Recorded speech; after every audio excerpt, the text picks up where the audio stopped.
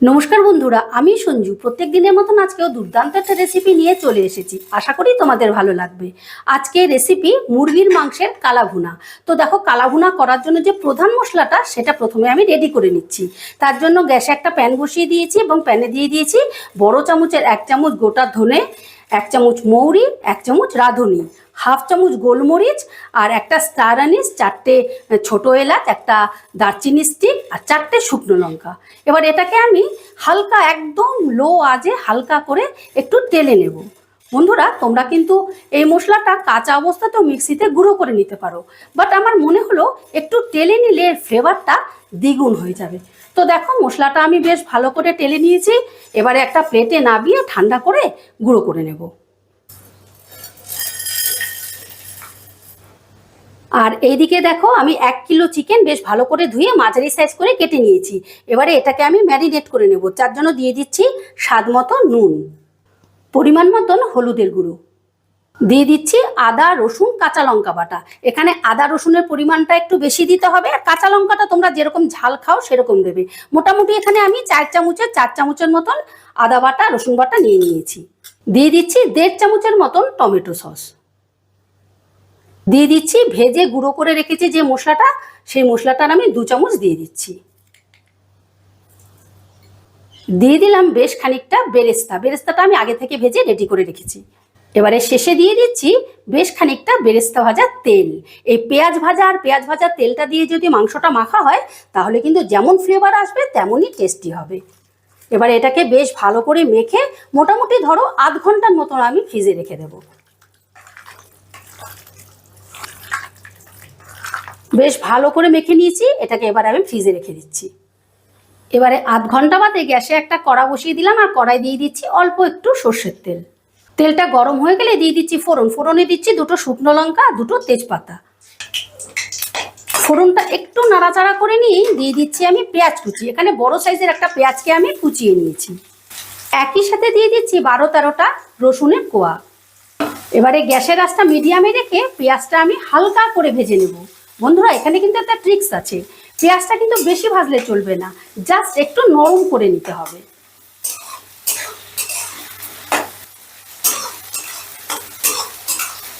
দেখো, পেঁয়াজটা আমি হালকা নরম করে নিয়েছি। পেঁয়াজের গায়ে কিন্তু একটুকু কালার আসেনি। কালার আসলে কিন্তু রেসিপির টেস্টটা একদম বদলে যাবে। পেঁয়াজটা ভেজে নিয়ে দিয়ে দিচ্ছি আমি মেখে রাখা চিকেন।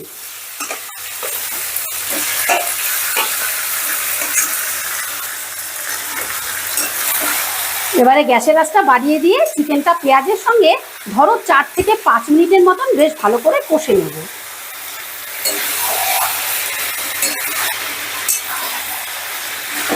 চিকেনটা পেঁয়াজের সঙ্গে বেশ ভালো করে মিশিয়ে নিয়েছি। এবারে আমি দিয়ে দিচ্ছি সোয়া সস। এখানে আমি বড় চামচের 1.5 চামচের মতন সোয়া সস দিয়ে দিলাম। বন্ধুরা, সসটা আমি এখন দিচ্ছি কষাবার সময়। আমি চিকেনটা মাখার সময় সসটা দিতে ভুলে গেছি। তোমরা কিন্তু চিকেনটা যখন মাখবে তখন সসটা দিয়ে দেবে। এবারে সসটা দিয়েও চিকেনটাকে একটু আমি 2-3 মিনিটের মতন কষে নেব।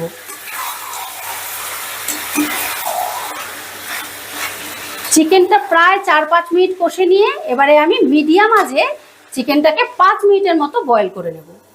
5 মিনিট বাদে ঢাকাটা তুলে নিলাম। দেখো, চিকেন থেকে কতটা জল বেরিয়েছে। আর এই রান্নায় কিন্তু একদম জল দেওয়া যাবে না, এই চিকেনের জলেই চিকেনটা কিন্তু সেদ্ধ করতে হবে। এবারে আমি আবারও প্রায় 4 থেকে 5 মিনিটের মতন চিকেনটাকে ভালো করে কষে নেব।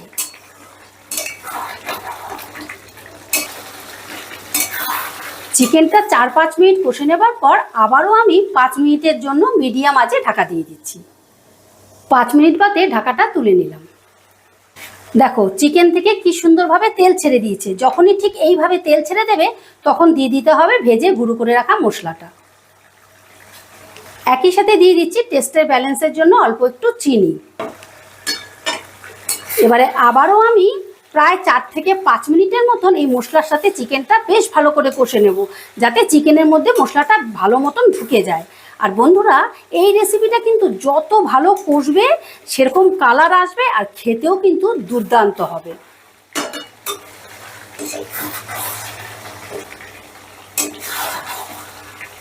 দেখো চিকেনটা আমি মশলার সাথে বেশ ভালো করে কষে নিচ্ছি। দেখো এখনই কত সুন্দর একটা কালার এসছে। এটা যেহেতু কালা ভুনা, সেই জন্য কিন্তু চিকেনটাকে ধৈর্য ধরে একটু সময় নিয়ে কষতে হবে।